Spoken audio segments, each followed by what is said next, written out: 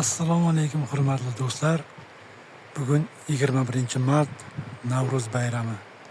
Barchangizni Navro'z bayrami bilan tabriklayman. Bugun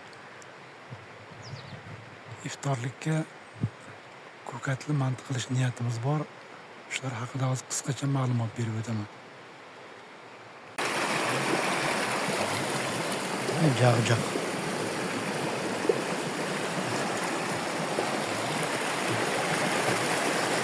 Jag'jag.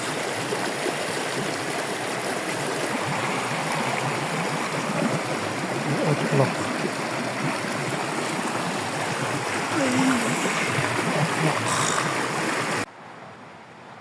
Hovlimiz, jag'jag, ot quloq, jag'jag, jag'jag, yalpiz, ot quloq, jag'jag, ot quloq, qoqigul. Mana hovlimiz. Bugun kechga mana shu ko'katlardan ko'katli manti qilmoqchimiz. Bu tarkibi bilan tanishtirib ketaman. Mana bu birinchida turgan bu qichqi o't, ruscha krapiva deydi. Mana bu ot quloq.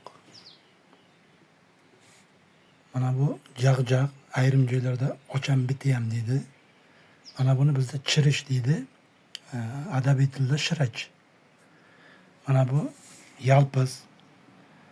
Ayrim joylarda xulvo, pidana ham deyiladi. Mana bu ismaloq. Mana bu beda. Bu namuna uchun bu yerga olganman. Qolganlar mana bu yerda. Mana shulardan kechga xudo xohlasa manti tayyorlash niyatimiz bor iftorlikka.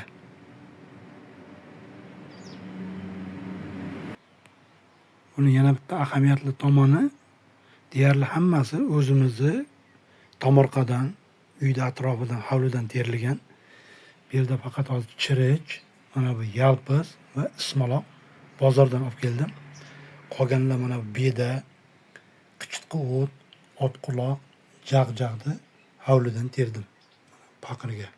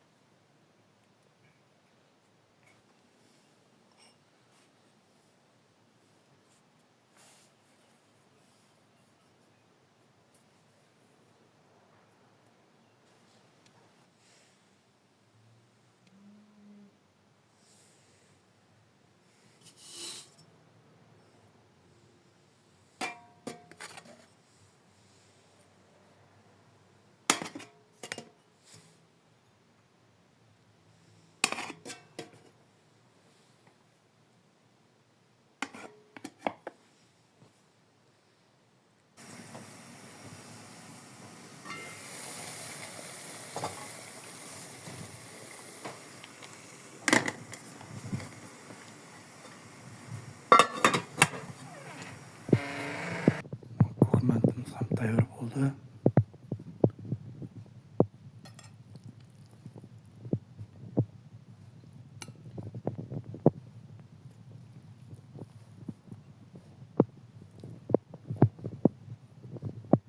Bunga qatiq qo'shib